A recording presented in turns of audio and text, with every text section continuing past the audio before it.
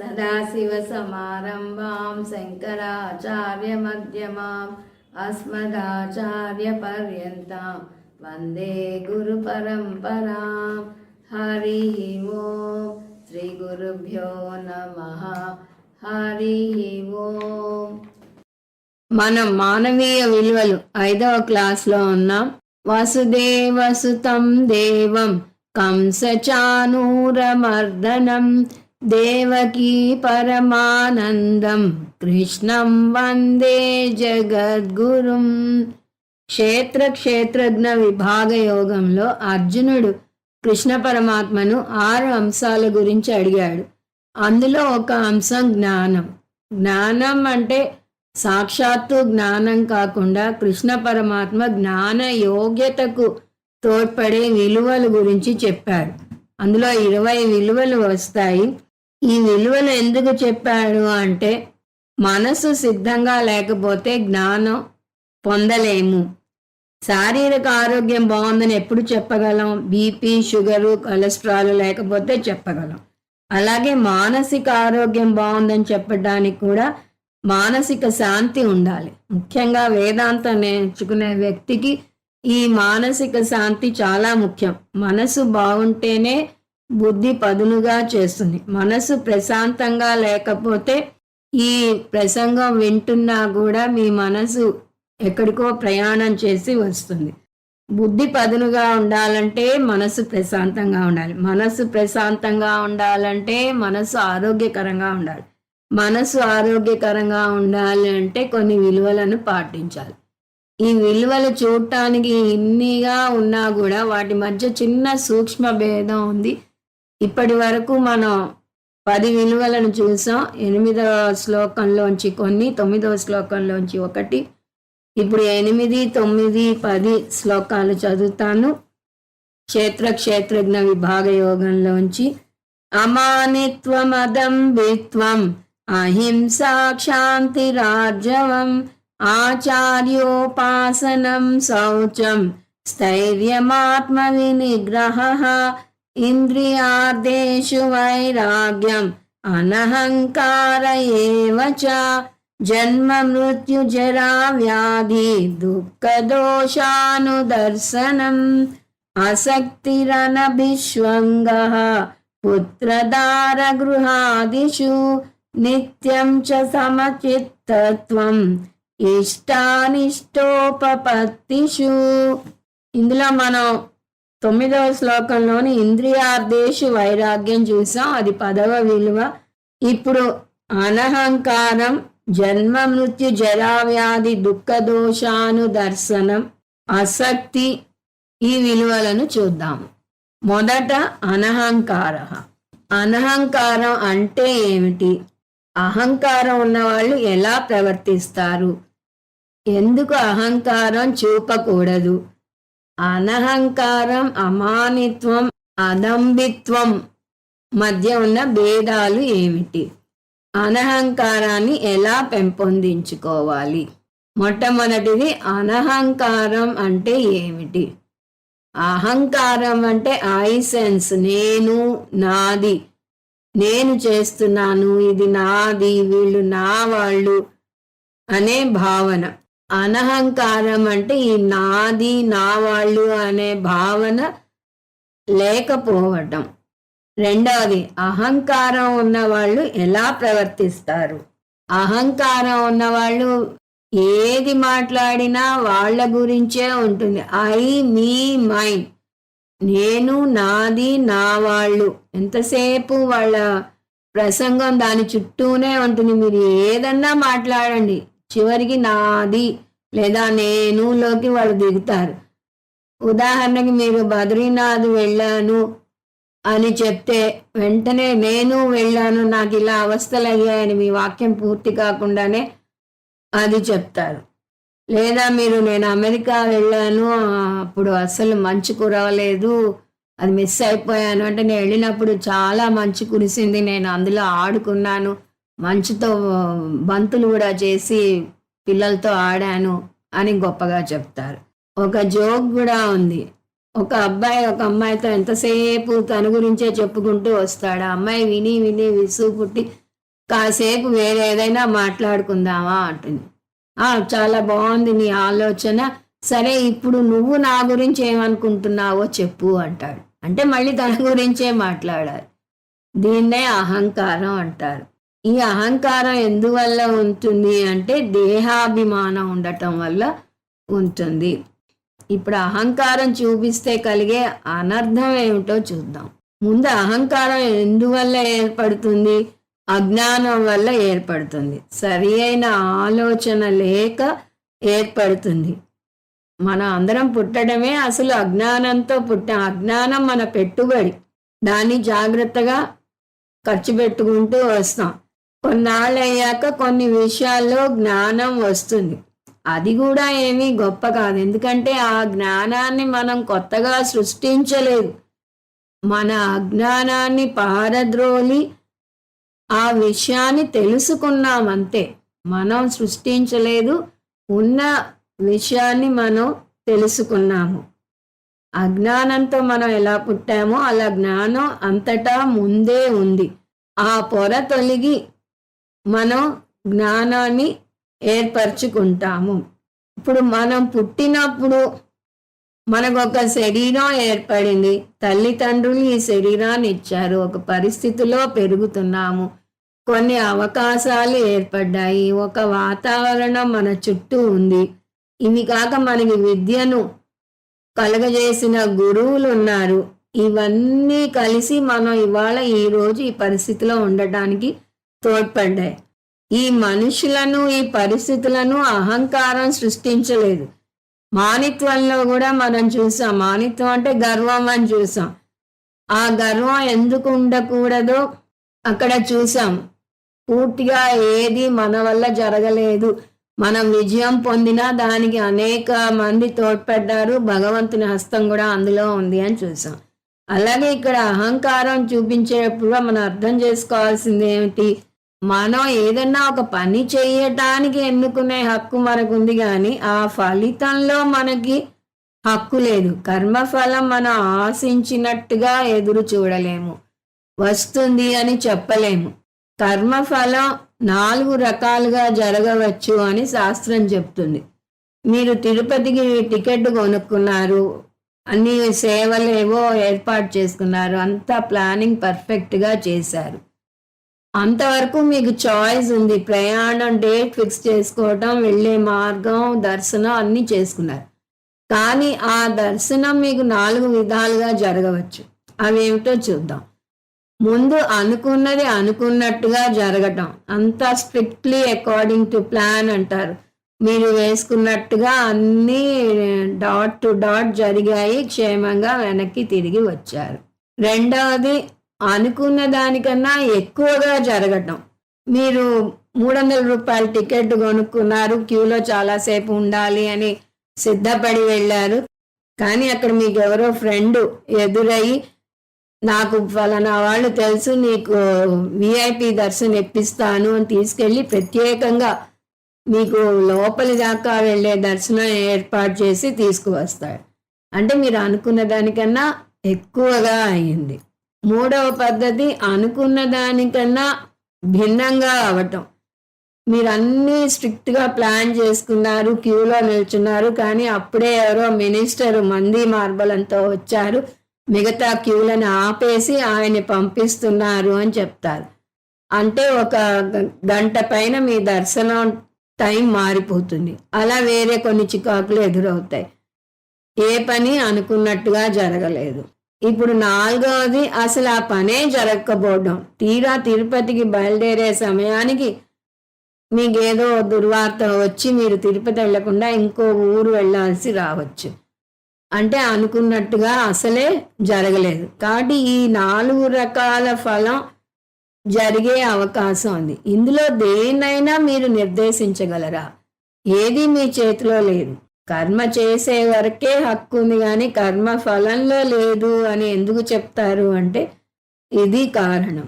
అంతేకాదు, ఇంకొక కోణంలో చూస్తే ఒక పనిలో విజయం సాధించారు అంటే అది అనేక కారణాల వల్ల అవ్వచ్చు అని అమానిత్వంలో చూసాం. ఇక్కడ కూడా చూస్తే ఇప్పుడు ఫుట్బాల్లో మీరు వేసిన ఆఖరి బాల్ వల్ల మీ జట్టు గెలిచింది.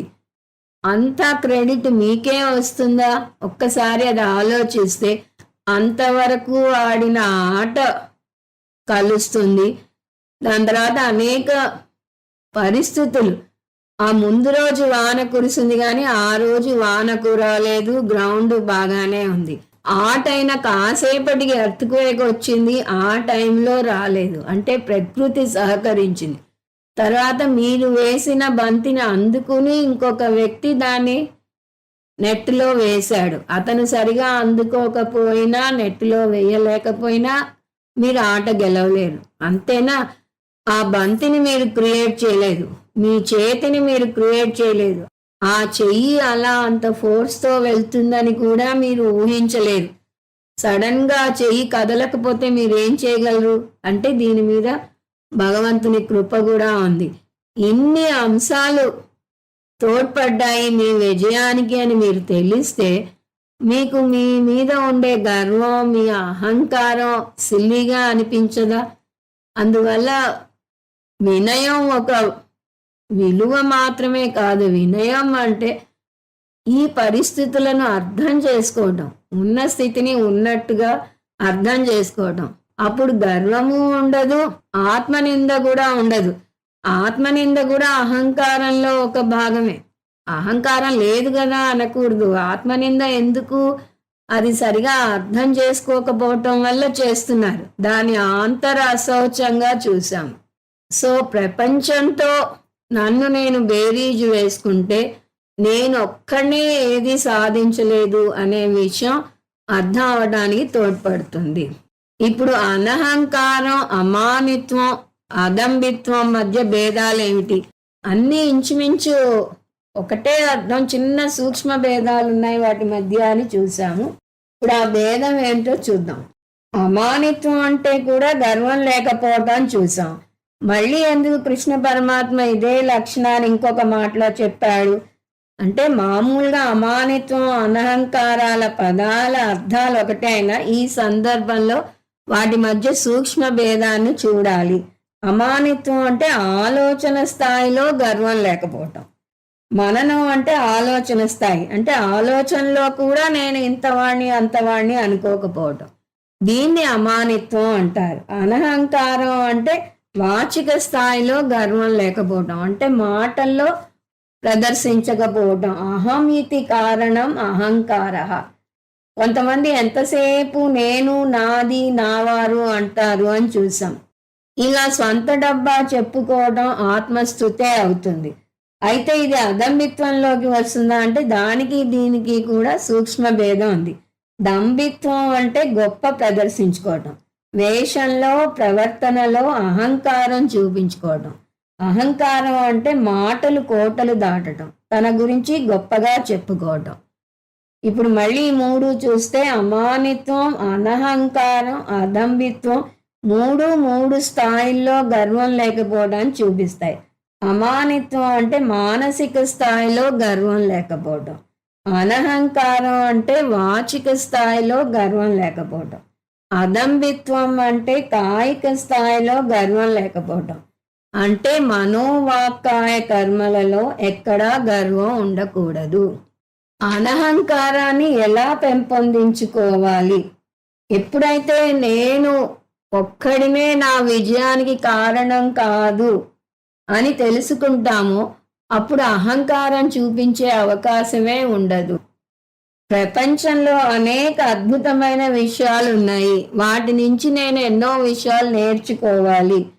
ఈ బాడీ మైండ్ సెన్స్ కాంప్లెక్స్ని, అంటే నా కార్యకారణ సంఘాతాన్ని నేను కొత్త విషయాలు నేర్చుకోవడానికి వాడాలి. కానీ అంతా నా వల్లే ఇది అయింది, నేను కాబట్టే నేర్చుకున్నాను అని గొప్పలు పోకూడదు.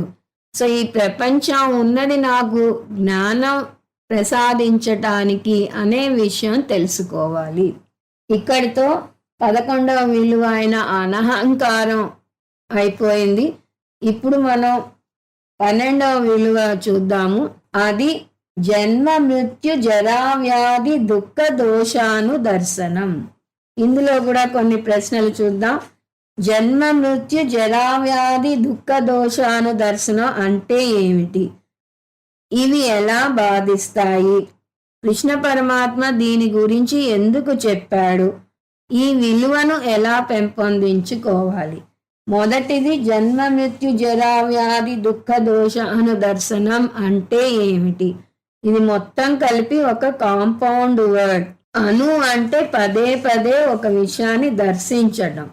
దర్శనం అంటే మామూలుగా చూడటం, ఇక్కడ అర్థం చేసుకోవడం. ఇంగ్లీష్లో కూడా ఏదైనా అర్థం అయితే ఐ సీ అంటారు. సో అర్థం చేసుకోవడం. అనుదర్శనం అంటే పదే పదే అర్థం చేసుకోవడం. ఏమిటి అర్థం చేసుకోవడం? జీవితంలో ఇవి తప్పవు అని అర్థం చేసుకోవడం. అవి జన్మ, మృత్యువు, జర, వ్యాధి, దుఃఖం. పుట్టడం, మరణించడం, వృద్ధాప్యం, వ్యాధి రావడం, ఈ దోషాలన్నీ తప్పవు అని ఒక అర్థం. లేదా జీవితం దోషభూయిష్టం అని అర్థం చేసుకోవడం ఇంకొక అర్థం. ఇప్పుడు ఇవి ఎలా బాధిస్తాయి అన్నది చూద్దాం. ఒక్కొక్క అంశంగా తీసుకుని వివరంగా చూద్దాం.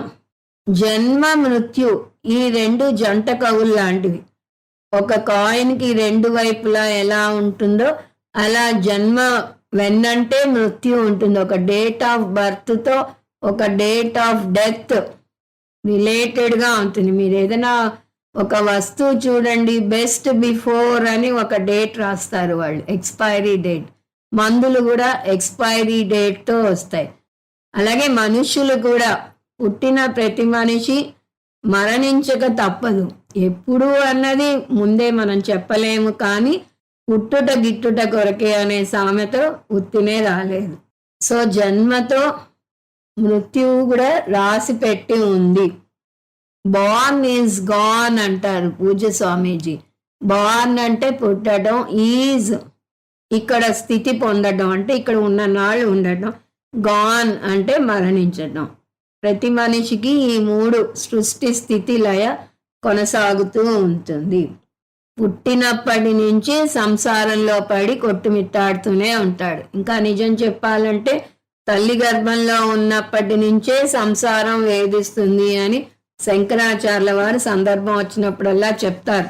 తల్లి గర్భంలో ఆవిడ మలమూత్రాల మధ్య అవస్థ పడుతూ 9 నెలలు శిశువు కాలం గడపాలి. ఇవి తెలిస్తే మనకి ఈ పునరపి జననం పునరపి మరణం అనే సైకిల్లో పడి తిరగకుండా ఉండే మార్గం ఏదైనా ఉందా అని తెలుసుకుని మోక్ష మార్గానికి రావడానికి ప్రయత్నిస్తాము అని వర్ణిస్తారు అక్కడ. సో జన్మ కూడా అంటే తల్లి గర్భంలో నుంచే సంసారం మొదలవుతుంది. మృత్యువు తప్పించుకోలేని అంతిమ సత్యం. పురాణాల్లో ఏ గాథన్నా చూడండి, రాక్షసులు ఘోరమైన తపస్సు చేసి బ్రహ్మనో శివుణ్ణో మెప్పిస్తారు. వాళ్ళు ప్రత్యక్షం అవుతారు. భక్త ఏమి నీ కోరిక అని అడుగుతారు. నాకు మరణం లేకుండా చేయి అంటారు. అది తప్ప ఏదైనా కోరుకో అని దేవుడు అంటాడు. ఎందువల్ల? మరణం లేకుండా చేయటం అసాధ్యం కాబట్టి, అది ప్రకృతి సూత్రం కాబట్టి. అప్పుడు వాళ్ళు హిరణ్యాక్ష వరాలని అంటాం. అలా వీళ్ళు చంపకూడదు, వాళ్ళు చంపకూడదు, ఇప్పుడు చావకూడదు, అప్పుడు చావకూడదు, అలా రకరకాల కోరికలు కోరుతారు. ఆ కోరికలలో లేని అంశాలను ఏరుకుని వాళ్ళని చంపే మార్గం వెతుక్కుంటాడు భగవంతుడు. అంటే మరణం తప్పదు. పూజ్య స్వామీజీ అంటారు, కాయకల్పం అని ఒక మందు కోసం చాలా తీవ్రంగా కృషి చేశారు కొందరు పూర్వీకులు. అది పని చేస్తోందా అంటే మనం చాలా తేలిగ్గా చెప్పచ్చు, అది కనుగొన్న మనుషులు లేరు. అది పని చేస్తూ ఉంటే వాళ్ళు ఈ రోజు కూడా బతికే ఉండాలి కదా. దాని మీద ప్రయోగాలు చేసిన వాళ్ళెవరు ఈరోజు బతికి లేరు. కాబట్టి మనిషి ఎన్నన్నా చేశాడు కానీ, వృద్ధాప్యాన్ని ప్రొలాంగ్ చేశాడు కానీ మరణాన్ని మాత్రం పారద్రోలలేదు. మరణం తప్పదు. ఇదొక జీవిత సత్యం, అది అర్థం చేసుకోవాలి. తర్వాత జర అంటే వృద్ధాప్యం. మనం నడి వయస్సులో బలంగా ఉండొచ్చు, శక్తివంతులుగా ఉండవచ్చు, మృత్యు అంతవరకు మనం దరిచేరకుండా ఉండవచ్చు, కానీ మనకి తెలియకుండానే జరా అంటే వృద్ధాప్యం నెమ్మదిగా చోటు చేసుకుంటుంది. అసలు ఒక ఆయన ఉన్నారు పల్లెటూరులో, ఆంబోతుని ఎవ్వరూ ఎదుర్కోలేరు. అలాంటి ఆంబోతుని ఆయన ఎదుర్కొని దాంతో హోరాహోరీ యుద్ధం చేసి దాన్ని ఆపుతూ ఉండేవాళ్ళు. అలాంటి ఆయన ఈరోజు 90వ పడిలో పడి తనంతట తను నిల్చోలేని, తనంతట తను నడవలేని పరిస్థితిలో ఉన్నారు. అంటే ఎంత ఓపిక ఉన్న వ్యక్తి ఎలాంటి నిస్సహాయ స్థితికి వచ్చారు అంటే ఇది వృద్ధాప్యం వల్ల అని చెప్పవచ్చు. ఈ వృద్ధాప్యంలో అనేక రోగాలకు అవకాశం ఉంటుంది. అంటే మనలో రోగ నిరోధక శక్తి కొంచెం కొంచెంగా తగ్గిస్తూ వస్తుంది. 40 ఏళ్లకు హెడ్ లైట్స్తో మొదలవుతుంది సమస్య అంటారు. హెడ్ లైట్స్ అంటే కళ్ళు. ముందు చత్వారం వస్తుంది, తర్వాత నెమ్మదిగా ఒక్కొక్క అంగం దాని పటుత్వం తగ్గుతూ వస్తుంది. Call not the day glorious until the day is over అని ఒక సేయింగ్ ఉంది. ఇవాళంతా బాగా జరిగింది అని సాయంకాలం అయ్యేలోపు అనుకోకూడదు. ఎందుకంటే సాయంకాలం అయ్యేసరికి ఏదో అనుకోని సంఘటన జరగవచ్చు. వృద్ధాప్యం కూడా అంతే. యవ్వనంలో మిడిసి పడతారు కొంతమంది, వృద్ధాప్యంలో లేచి నిల్చోలేరు. ఇంకొకరి సహాయం లేకుండా ఏ పని చేయలేని పరిస్థితి రావచ్చు. 20 మందికి ఒంటి చేత్తో వంట చేసి పెట్టిన వాళ్ళు తనంతట తను భోజనం చేసుకోలేని పరిస్థితికి రావచ్చు. ఇదంతా కాలమహిమ, వయసు ప్రభావం. చలికాలం వస్తే స్వెటర్ వేసుకోవాలి, ఎక్కడో వాన పడితే ఇక్కడ తుమ్ములు తుమ్ముతూ ఉంటారు. అలా వృద్ధాప్యం అవస్థ పెడుతూ ఉంటుంది. సరే, వృద్ధాప్యం రాకుండా చిన్న వయసులోనే కొంతమంది మరణిస్తారు కదా, వాళ్ళ సంగతి ఏమిటి అంటే వృద్ధాప్యం రాని వాళ్ళకి ఇంకో 2 పొంచి ఉంటాయి. అవి వ్యాధి, దుఃఖం. వ్యాధి అనేది మనం పుట్టక ముందు నుంచే ఉంటుంది. ఎంత అద్భుతమైన దాన్నైనా కూడా ఒక వ్యాధి తినేస్తుంది. ఎంతో బ్రహ్మాండంగా ఆటలాడిన క్రీడాకారుడు చెయ్యే కదపలేని పరిస్థితిలో ఉంటాడు. అంటే దీనికి వయసుతో సంబంధం లేదు. పైగా శరీరాన్ని ఏమంటారు? వ్యాధిగ్రస్తం కలేబరం. శరీరానికి వ్యాధి రాసి పెట్టి ఉంది. దేహ అంటే దహ్యతే ఇది దేహ, దహింపబడేది. 4 అగ్నుల చేత దహింపబడుతుందిట ఈ శరీరం. ఏమిటా 4 అగ్నులు అంటే బతికి ఉండగా 3 అగ్నులు, మరణించాక 1 అగ్ని. బతికి ఉండగా దహించే 3 అగ్నులు ఆధ్యాత్మిక, ఆది భౌతిక, ఆది దైవిక తాపత్రయాలు. మన ఓం శాంతి, ఓం శాంతి, ఓం శాంతి అని శాంతి మంత్రాల్లో చదువుతాం. వాటి అర్థం ఈ 3 తాపత్రయాలు నన్ను దహించకుండా ఉండుగాక అనే అర్థం. మన పరంగా మనకి వచ్చే కొన్ని అవస్థలు. ఏదన్నా ఒక మంచి పని చేయటానికి 3 అడుగులు ముందు వేద్దామంటే 6 అడుగులు వెనక్కి లాగుతుంది మన మనస్సు.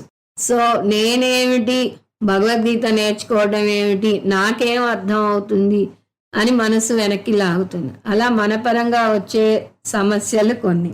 ఆది భౌతిక సమస్య అంటే చుట్టుపక్కల వారి వల్ల వచ్చే సమస్యలు. మనం సీరియస్గా ధ్యానం చేసుకుందాం అనుకుంటే పక్క ఇంట్లోంచి పెద్ద పెట్టున వచ్చే టీవీ రోదా ఉండవచ్చు. లేదా మీరు భగవద్గీత క్లాస్కి వెళ్దామని మీరు నిశ్చయించుకున్నా చెప్పకుండా ఎవరో మీ ఇంటికి రావటం జరగవచ్చు. అలా కొన్ని పరిసరాల నుంచి వచ్చే సమస్యలు. ఆది దైవిక అంటే తుఫానులు, వాతావరణ బీభత్సం. వీటిలో దేన్ని మనం తప్పించుకోగలం అంటే ఆటంకాలని మనం చాలా మటుకు తప్పించుకోగలం. ఆది భౌతిక ఆటంకాలను కూడా కొంత మేరకు తప్పించుకోగలం. ఇందాక చెప్పాను, భగవద్గీత క్లాస్కి వెళ్తున్నామంటే ఎవరో వస్తారు అని. రెగ్యులర్గా మన ఇంటికి వచ్చే వాళ్ళకి నేను ఫలానా రోజుల్లో ఉండను, దయచేసి ఆ రోజుల్లో రావద్దు అని ముందే చెప్పుకోగలం. కానీ ఆది దైవిక ఆటంకాల మీద మనకి ఏమాత్రం హక్కు లేదు. అది భగవంతుని పరంగా వచ్చినవి. ఈ విధంగా ఈ 3 ఆటంకాలు మనని అగ్నిలాగా దహించి వేస్తాయి. ఆఖరి అగ్ని మనం మరణించాక మన శరీరాన్ని దహించే అగ్ని. ఒక కవి అంటాడు, మన శరీరాన్ని దహించే అగ్నిని చితాగ్ని అంటాడు. ఆ కవి ఈ రెండిట్లో ఏది శక్తివంతమైనది అని అడిగి చింతాగ్నే శక్తివంతమైనది అంటారు. ఆ కవిత్వం ఏంటో చూద్దాం. చితా చింతా ద్వయోర్మధ్యే చింతా ఏవ గరీయసి, చితా దహతి నిర్జీవం, చింతా ప్రాణయుతు వపుః. ఎందుకుట? చితా చింతా ద్వయోర్మధ్యే. చిత అంటే చితాగ్ని, అంటే మనం మరణించాక మన శరీరాన్ని కాల్చే అగ్ని. చింత అంటే మనం పడే చింతలు. ఆ చింతాగ్ని చితాగ్ని మధ్యలో, ద్వయోర్ మధ్య, రెండిటి మధ్యలో చింతా గరీయసి, చింత శ్రేష్టమైనది. ఎందువల్లట? చితా దహతి నిర్జీవం. చితాగ్ని చనిపోయిన శరీరాన్ని కాలుస్తుంది, కానీ చింత ప్రాణయుతం వపుః, జీవించి ఉన్న శరీరాన్ని చింతాగ్ని కాలుస్తుంది. ఇది తెలిస్తే మనం మన శరీరాన్ని ఇలా కోరి కోరి చింతాగ్నితో దహించుకోకుండా ఉండటానికి ప్రయత్నిస్తాము. ఇంకా ఆఖరిది దుఃఖం. ఇక్కడ పూజ్య స్వామీజీ దుఃఖాన్ని కూడా ఒక దోషంగా వివరిస్తారు. ఎందుకంటే ఈ దుఃఖం మన జీవితాంతం మన వెంటాడే ఉంటుంది. జీవితంలో మనకి ప్రతిదీ దుఃఖమే. ఒక దోమకాటు దుఃఖమే, మరణం దుఃఖమే, మధ్యలో వచ్చే అనేక సంఘటనలు దుఃఖభూయిష్టమైనవే. ఆఖరికి ఆహారం తీసుకోవడం కూడా దుఃఖమే. ఆహారం తింటూ తింటూ గొంతులో చోక్ అయి మరణించిన వాళ్ళు ఉన్నారు. ఒక అతనికి నీటి వల్ల గండం ఉంది అని చెప్పాట. అతను నదులు సముద్రాలు అటువంటి నీరు ఎక్కువ ఉన్న చోటు ఎక్కడికి వెళ్లకుండా అతి జాగ్రత్త తీసుకున్నాడు. కానీ ఒకరోజు నీళ్లు తాగుతూ గొంతు పొలమారి మరణించాడు. అలా నీరు తాగటం అనేది కూడా దుఃఖంతో కూడినదే. ప్రతిదీ ఒక సమస్యను తీసుకొస్తూనే ఉంటుంది. రోడ్డు మీద వెళ్తుంటే ఒక పెద్ద లారీ కొట్టి మరణించవచ్చు, లేదా భూకంపం వచ్చి మరణించవచ్చు. అలా ఎన్నో రకాలుగా ఎన్నో అవస్థలు వస్తూ ఉంటాయి. ఆ విధంగా దుఃఖం అర్థం చెప్పారు పూజ్య స్వామీజీ. పరమార్థానంద స్వామీజీ ఈ దుఃఖాన్ని పై వాటన్నిటితో కలుపుకోమన్నారు. అంటే జన్మ దుఃఖం, మృత్యు దుఃఖం, జరా దుఃఖం, వ్యాధి దుఃఖం, ప్రతిదీ బాధే. పుట్టడం బాధే, మరణించటం బాధే, మధ్యలో వచ్చే వృద్ధాప్యం బాధే, రోగం బాధే అని ఎలా తీసుకున్నా బాధతో కూడి ఉన్నది మన శరీరం. ఇప్పుడు కృష్ణ పరమాత్మ జన్మ మృత్యు జరా వ్యాధి దుఃఖం గురించి ఎందుకు చెప్పాడు అని ఆలోచిస్తే మనని భయపెట్టడానికి కాదు కృష్ణ పరమాత్మ చెప్పింది. వీటిని మనం ఆబ్జెక్టివ్గా చూడటానికి, అంటే వీటి గురించి బెంగపడి జీవితాన్ని ఇలా చింతాగ్నితో దహించి వేసుకునే కన్నా ఇవి ప్రకృతి సూత్రాలు. వీటి నుంచి మనం ఎంత చేసినా తప్పించుకోలేం. పిల్లి కళ్ళు మూసుకున్నంత మాత్రాన ప్రపంచం తనని చూడకుండా ఉంటుంది అని అనుకోవడం ఎంత అర్థం లేదో, అలా మనం సత్యాన్ని స్వీకరించినంత మాత్రాన సత్యం సత్యం కాకుండా పోదు.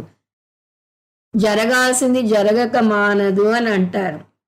సో మనని భయపెట్టడానికి చెప్పలేదు కృష్ణ పరమాత్మ. ఇదిగో నువ్వు రోడ్డు మీద నడుస్తే మరణిస్తావు, ఇంట్లో కూర్చుంటే మరణిస్తావు, అడుగు వేస్తే కింద పడి ఫ్రాక్చర్ అవుతుంది, ఇట్లా అని భయపెట్టడానికి చెప్పలేదు. మరి ఎందుకు చెప్పాడు అంటే ఉన్న సమయాన్ని సరిగా వినియోగం చేసుకోవాలి. చింతపడుతూ కూర్చుంటే లాభం లేదు. ఇంగ్లీష్లో ప్రస్తుతాన్ని ప్రెజెంట్ టైం అంటారు. ప్రెజెంట్ అంటే ఇంకొక అర్థం కానుక, గిఫ్ట్. సో ఈ ప్రస్తుత సమయం మనకి ఒక కానుకగా ఇచ్చాడు కృష్ణ పరమాత్మ. ఈ కానుకని మనం సరిగా ఉపయోగించుకోవాలి. ఒక సేయింగ్ ఉంది ఇంగ్లీష్లో, yesterday is a cancelled cheque, today is ready cash, tomorrow is a promissory note అని వస్తుంది. నిన్న చెక్ ఉంది కానీ అది క్యాన్సిల్ అయిపోయింది అంటే నిన్నటి రోజు మళ్ళీ తిరిగి రాదు, దాన్ని మనం వినియోగించుకోలేం. రేపు అనేది ప్రామిసరీ నోట్, అప్పు తీరుస్తానని నోట్ ఇస్తాడు కానీ ఎంతవరకు తీర్చగలడో తెలియదు. కానీ ఇవాళ అనేది రెడీ క్యాష్, చేతిలో ఉన్న క్యాష్ని మనం ఈజీగా ఖర్చు పెట్టుకోగలం. ఆ విధంగా ఇవాళ అన్నది మన చేతిలో ఉంది, రేపేమవుతుందో మనకు తెలియదు. అందువల్ల జీవితం అనుభవించాలి అని కొంతమంది అర్థం తీస్తారు. జీవితం అనుభవించటానికి కాదు, ఆధ్యాత్మికంగా ఎదగటానికి, భగవద్గీతనన్నా నేర్చుకోవటానికి అనే విషయం మనం గ్రహించుకొని సమయాన్ని సరిగా వినియోగించుకోవాలి. సమయానికి మనం మాస్టర్ అవ్వాలి కానీ మనం కాలచక్రంలో పడి నలిగిపోకూడదు. Time and tide wait for none అంటారు ఇంగ్లీష్లో. ఎవరి కోసం సమయం ఆగదు. ఇప్పుడు మీరు బ్యాంకులో ఒక 5 లక్షలు డిపాజిట్ చేస్తే అది మీరు వాడకపోయినా మీ తర్వాత వాళ్ళు వాడుకోవచ్చు. కానీ మీ జీవితం అనే బ్యాంకులో 5 లక్షలు డిపాజిట్ చేస్తే మీరు దాన్ని సరిగా వాడకపోతే అది మీకు పనికిరాదు. వేరే ఎవరు కూడా ఆ సమయాన్ని వినియోగించుకోలేరు, అది వృధాగా పోతుంది. అలా పోకుండా మీరు మీ సమయాన్ని వృధా చేసుకోకుండా, వృద్ధాప్యం మీద పడకుండా వినియోగించుకోవాలి. గజేంద్ర మోక్షంలో మొసలి ఏనుగు కాలే ఎందుకు పట్టుకుంది, వేరే ఏం ఎందుకు పట్టుకోలేదు అంటే ఒక అర్థం, మనం కాలు సవ్యంగా ఉండి తిరుగుతున్న నాళ్ళు దేవుని గురించి పట్టించుకోము, గుడికి వెళ్ళం, తీర్థయాత్రలు చేయం. అదే వృద్ధాప్యం మీద పడ్డాక గుడికి వెళ్ళాలన్నా తీర్థయాత్రలు చేయాలన్నా మనకి శక్తి ఉండదు. కాబట్టి ఆరోగ్యంగా ఉన్నప్పుడే దైవ చింతన ఉండాలి అనే అర్థం తెలియజేయటం కోసం అని చెప్తారు. తర్వాత పరమాత్మానంద స్వామీజీ ఏం చెప్తారంటే, ఇవి దోషభూయిష్టమైనవి అని చెప్పినప్పుడు అయితే నిర్దోషమైనది ఏమిటి అని ప్యారలల్గా మనం ఆలోచించడానికి అవకాశం ఇస్తున్నాడు కృష్ణ పరమాత్మ.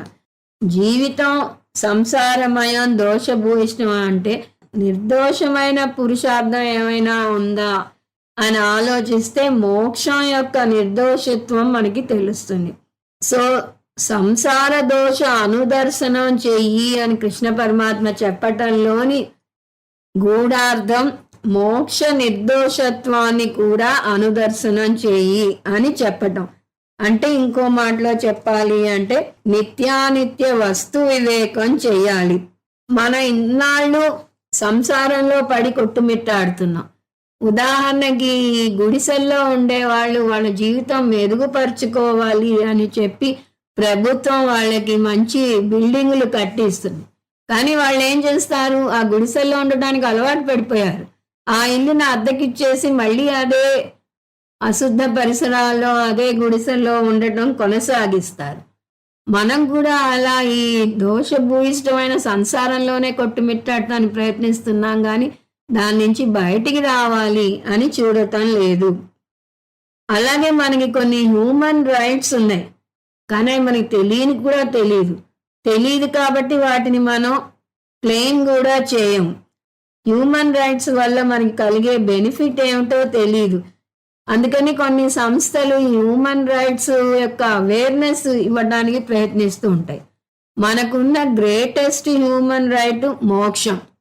స్వరాజ్యం నా జన్మ హక్కు అని తిలక్ అంటే మోక్షం నా జన్మ హక్కు అని మనం అనగలగాలి. అహం బ్రహ్మాస్మి, నా జన్మ హక్కు, అహం జీవాస్మి అనేది నేను కోరి తెచ్చుకున్న అధ్యాస. సో వేదాంతం ఎన్ని సెమినార్లు పెట్టి ఎంత నువ్వు జన్మ మృత్యు జరా వ్యాధి నుంచి బయటపడవచ్చు అని చెప్పినా కూడా మనం వాటి జోలికి వెళ్తేనే మనకు అది అర్థం అవుతుంది. ఇప్పుడు హ్యూమన్ రైట్స్ కోసం పోట్లాడే కన్స్యూమర్ కోర్ట్స్ ఉన్నాయి, వాటిల్లో మీకు వాదించి పెట్టే లాయర్లు అందుబాటులో ఉన్నారు. కానీ మీరు వెళ్ళి ఆ కోర్టులో ఒక పెటిషన్ వేస్తే గాని ఇవి పనిచేయవు. అలాగే మీకు వేదాంతం సిద్ధంగా ఉంది. May I help you board పట్టుకుని వేదాంతం సిద్ధంగా ఉంది. మీకు ఆ వేదాంతాన్ని ఉచితంగా నేర్పించి పెట్టడానికి అనేక మంది గురువులు సిద్ధంగా ఉన్నారు. కానీ అది నేర్చుకోవాలి. ఇది నా జన్మ హక్కు, అహం పూర్ణః అస్మి అనే విషయం మనకి తెలియటం లేదు. అంటే మన రైట్స్ని మనం వినియోగించుకోవడం లేదు. మన దేశం డ్యూటీ ఓరియంటెడ్ సొసైటీయే కానీ రైట్ ఓరియంటెడ్ సొసైటీ కాదు అని స్వామీజీ చెప్తారు. సరే, ఇప్పుడు ఈ విలువను ఎలా పెంపొందించుకోవాలి? దీనికి జవాబు మనం ఇప్పుడే చూసాము. జన్మ మృత్యు జరా వ్యాధి దుఃఖం తప్పవు. ఇవి ప్రకృతి సూత్రాలు. మనకి ఇష్టం ఉన్నా లేకపోయినా ఈ దశలన్నీ దాటుకుంటూ రాక తప్పదు. వాటిని నేను ఆబ్జెక్టివ్గా చూడాలి అనే విషయం ముందు తెలుసుకోవాలి. అందువల్ల ఈ జ్ఞానాన్ని ఎలా పెంపొందించుకోవాలి? Experience is the best teacher అంటారు. ఆ ఎక్స్పీరియన్స్ మన ఎక్స్పీరియన్సే అవ్వక్కర్లేదు, ఎదుటివారి ఎక్స్పీరియన్స్ నుంచి కూడా నేర్చుకోవచ్చు. చేతులు కాలాక ఆకులు పట్టుకోవడం అంటారు. అలా చేయకుండా ముందే మనం జాగ్రత్త పడాలి. అంటే నిత్యానిత్య వస్తు వివేకం చేసి జీవితం అనిత్యం, నేను ఆత్మను అని తెలుసుకోవాలి. అంటే సంసారంతో మమేకం అవ్వకుండా మోక్షం యొక్క నిర్దోషత్వం చూసి మోక్షం వైపు మొగ్గు చూపాలి. ఇప్పుడు 13వ విలువ అయిన ఆసక్తి. ఆసక్తి అంటే ఏమిటి? నేను నాది అనుకునేది దేని గురించి, దేని మీద ఆధారపడాలి, కృష్ణ పరమాత్మ ఎందుకు చెప్పాడు, ఆసక్తిని ఎలా పెంపొందించుకోవాలి? మొదటిది ఆసక్తి అంటే ఏమిటి? శక్తి అంటే నాది అనే మమకారం. ఆసక్తి అంటే అటువంటి నాది అనే మమకారం లేకపోవటం. అంటే ఈ మమకారం నుంచి స్వేచ్ఛ పొందటం. ఇది మానసికంగా ఆధారపడటం, శారీరకంగా ఆధారపడక తప్పదు. తిండి బట్ట గూడు కోసం మనం తక్కిన వాళ్ళ మీద ఆధారపడక తప్పదు. కానీ మానసికంగా ఇంకొకళ్ళ మీద ఆధారపడకుండా ఉండాలి. 2, నేను నాది అనుకునేది దేని గురించి? మనం వేటిని నేను నాది అనుకుంటాం? ఈ ఇంటిని నాది అనుకుంటాం, ఈ శరీరం నాది అనుకుంటాం, ఈ మనుషులు నా వాళ్ళు అనుకుంటాం. కానీ జాగ్రత్తగా ఒక్కొక్క విషయం పరిశీలించుకొస్తే ఇందులో ఏవి నావి కావు. ముందు ఇల్లు సంగతి చూద్దాం. ఓనర్షిప్ ఫ్లాట్ అంటారు. స్వామీజీ అంటారు, ఓనర్షిప్ ఫ్లాట్ అనుకున్నారంటేనే మీరు ఫ్లాట్ అయిపోయినట్టు అని. ఎందుకు అంటే అది నిజంగా మీ ఓన్ కాదు, మీ పొసెషన్ కానీ మీ ఓన్ కాదు. అంటే మీరు అందులో ఉంటున్నారు కానీ అన్ని విధాల అది మీ సొంతం కాదు. జాగ్రత్తగా గమనిస్తే అందులో ఏది మీ సొంతం కాదు. ఆ ఇల్లు ఉన్న ప్రదేశం మీ సొంతం కాదు, అది కట్టిన మనుషులు మీ వాళ్ళు కాదు, అక్కడ ఆ ఇల్లు కట్టడానికి వాడిన వస్తువులు మీవి కావు, ఆ బిల్డింగ్ మొత్తం మీది కాదు. అందులో మీరు ఒక గేటెడ్ కమ్యూనిటీలో ఉన్నారంటే అందులో అనేక బిల్డింగ్లు ఉంటాయి. అనేక బిల్డింగుల్లో ఒక బిల్డింగ్లో ఒక ఫ్లోర్లో ఒక ఫ్లాట్ మాత్రమే మీది. పోనీ అదైనా పూర్తిగా మీదా అని అంటే నేల మీ కింద వాళ్ళ రూఫ్, మీ రూఫు మీ పై వాళ్ళ నేల, ఈ గోడలు పక్కవారి గోడలతో కలిసి ఉంటాయి. ఆ విధంగా చూస్తే ఏది మీది కాదు, మీరున్న ఆ కాస్త జాగా మాత్రమే మీది అని అనుకోవాల్సి వస్తుంది. అంటే మీ ఇల్లు మాత్రమే మీ పొసెషన్, కానీ అచ్చంగా మీ సొంతం కాదు. ఉదాహరణకి మీరు మీ ఫ్రెండ్ ఇంట్లో కేర్ టేకర్ గా ఉన్నారనుకుందాం. మీ ఫ్రెండ్కి ఒక పెద్ద ఇల్లు ఉండి అతను అమెరికా వెళ్ళిపోతూ ఇల్లుని అద్దెకిస్తే నాకు వాళ్ళు ఏం చేస్తారో అని భయంగా ఉంది, నువ్వు వచ్చి ఫ్రీగా ఉండు, దీనికి కావాల్సిన మెయింటెనెన్స్ ఖర్చులు, ఎలక్ట్రిసిటీ, వాటర్ బిల్లు అవి మాత్రం నువ్వు కట్టుకో, అంటే బానే ఉంది ఆఫర్ అని మీరు ఎగిరి గంతేసి ఒప్పుకుంటారు. ఆ ఇంట్లో ఉంటారు. ఫ్రెండ్ ఇల్లు అని మీరు ఉండేసరికి అది మీది అనే భావన మీకు రాదు. మీరు అందులో ఒక అతిథిలాగానే ఉంటారు. ఇవన్నీ కడుతూ ఉంటారు. అలా కొన్ని సంవత్సరాలు గడుస్తుంది. తర్వాత అతను ఒక శుభోదయాన ఫోన్ చేసి, "నాకిక్కడ బాగా డబ్బు వస్తోంది. నేనిక్కడే ఉండిపోతాను. ఆ ఇల్లు నీకు అచ్చంగా రాసి ఇచ్చేస్తాను. మా లాయర్‌తో మాట్లాడాను. ఫార్మాలిటీస్ అన్నీ అతను త్వరలో పూర్తి చేస్తాడు" అని చెప్తాడు.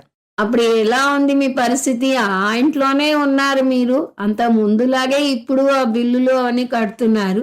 ఇప్పుడు మీ భావన మారుతుంది. నాది, నా ఇల్లు అనే సొంత భావన వస్తుంది. సో, ఇంకా ఏమన్నా ఇంటికి మెరుగులు దిద్దాలా? దీన్నేమన్నా బాగు చేయాలా? ఇలాంటి ఆలోచనలొస్తాయి. దీనికి రివర్స్‌గా మనం చెయ్యాలి అని పూజ్య స్వామీజీ చెప్తున్నారు. నా ఇల్లు అని మనం అనుకుంటున్నాం గానీ, పూర్తి ఓనర్‌షిప్ నాకు లేదు. పోనీ నేను అని పదే పదే చెప్తున్నాం గదా! నా మీద నాకు సర్వ హక్కులు ఉన్నాయంటే అది గూడా లేదంటున్నారు పూజ్య స్వామీజీ. ఈ శరీరం మనం పుట్టించినది గాదు. తల్లి జన్మనిచ్చింది. నువ్వు నా శరీరంలోంచి వచ్చావు. నీ మీద నాకు హక్కు ఉంది అంటుంది తల్లి. నీ జన్మకు కారకుణ్ణి నేను అంటాడు తండ్రి. నీ తోడబుట్టిన వాళ్ళం అంటారు మీ తోబుట్టువులు. నిన్ను పెళ్లి చేసుకున్నాను. నీ మీద నాకు హక్కు ఉంది అంటుంది భార్య. అదే అంటుంది ఒక భార్య ఒక భర్తతో. ఆయన తాగి తందనాలాడి తన శరీరాన్ని హింస పెట్టుకుంటూ మృత్యు అంచుల దాకా వెళ్ళి వస్తాడు. అప్పుడు భార్య అతనికి చాలా సీరియస్‌గా క్లాస్ తీసుకుంటుంది. నీ జీవితం నీ ఒక్కడిది కాదు. నీ జీవితంతో నా జీవితం పెనవేసుకుని ఉంది. ఇప్పుడు నీకేదైనా అయ్యి నువ్వు అర్ధాంతరంగా చనిపోతే నా పరిస్థితి ఏమిటి? నా పిల్లల పరిస్థితి ఏమిటి? నా చేతిలో చిల్లుగవ్వ లేదు. నాకు ఉద్యోగం లేదు.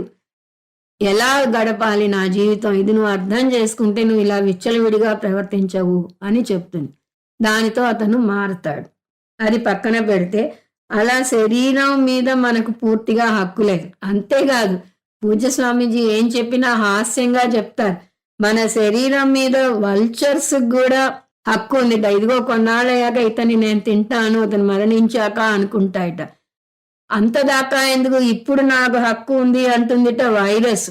ఇప్పుడు మన కోవిడ్ తీసుకుంటే ఆ వైరస్ నాకు అతని శరీరం మీద హక్కు ఉంది, ఇది నా ఇల్లు అంటుందిట.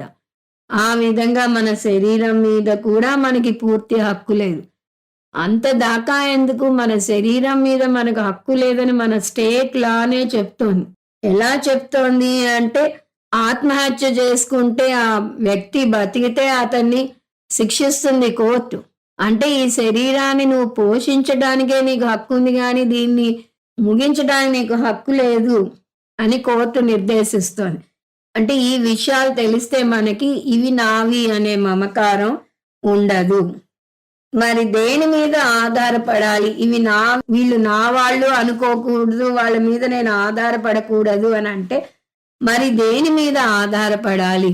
దీనికి స్వామీజీ ఎప్పుడూ చెప్పేది world dependence to God dependence to self dependence అంటారు. మనం ఇప్పుడు ఏం చేస్తున్నాం? వరల్డ్ డిపెండెన్స్ చేస్తున్నాం. అంటే బయట వస్తువుల మీద, బయట మనుష్యుల మీద, ఆస్తుల మీద ఆధారపడుతున్నాం. దాని ఇమ్మీడియట్ స్టెప్ బయట వస్తువుల మీద ఆధారపడటం మానేసి వెంటనే భగవంతుని మీద ఆధారపడాలి. World dependence to God dependence అంటే ఒక ఏకరూప ఈశ్వరుని పెట్టుకొని ఆ భగవంతుని మీద ఆధారపడాలి. అది రాముడు అవ్వచ్చు, కృష్ణుడు అవ్వచ్చు, వెంకటేశ్వర స్వామి అవ్వచ్చు, వేరే ఎవరన్నా అవ్వచ్చు. వారి మీద ఆధారపడాలి. అది నిజంగా మీరు పూర్తి భక్తితో దేవుడి మీద ఆధారపడితే మీరు కోరిక కోరకుండానే మీ మనసులో మాట తెలుసుకునే భగవంతుడు తీరుస్తున్న సందర్భాలు మీకు ఎన్నో ఎదురవుతాయి. చాలా భక్తి ఉన్న ఎవరినన్నా కదిలించండి, వాళ్ళ జీవితంలో జరిగిన మిరకిల్స్ ఎన్నో చెప్తారు వాళ్ళు. వాటర్ బాయిల్స్ ఎట్ 100 degrees ఎంత సత్యమో భక్తితో భగవంతుని కొలిస్తే భగవంతుడు పలకటం కూడా అంతే సత్యం. దానిలో ఏమాత్రం సందేహం అవసరం లేదు. ఇంకా మాట్లాడితే మనుషులని ప్లీజ్ చేయటం కష్టమేమో కానీ భగవంతుణ్ణి తృప్తిపరచటం ఇంకా చాలా తేలిక. అనన్య భక్తితో భగవంతుని కొలిస్తే చాలా త్వరగా మనకి సహాయానికి వస్తాడు. ఇది రెండవ దశ. కానీ ఇక్కడితో ఆగిపోకుండా ఆత్మజ్ఞానానికి వచ్చి భగవంతుడు వేరు నేను వేరు కాదు, చైతన్య పరంగా నేను పరమాత్మ ఒకటే, అహం బ్రహ్మ అస్మి అని నేర్చుకుని నా మీద నేను ఆధారపడే స్థితికి రావాలి. అక్కడి దాకా రాలేకపోయినా అది ఆత్మజ్ఞానానికి సంబంధించినది. మనం ఇప్పుడు విలువల స్థాయిలో ఉన్నాం కాబట్టి భగవంతుని మీద ఆధారపడే స్థితికి వచ్చినా చాలు. అంటే ఈ ప్రపంచం అనిత్యం, మనుషులు అనిత్యం, వాళ్ళ మీద ఆధారపడకూడదు అంటే మీకు అనుమానం రావచ్చు.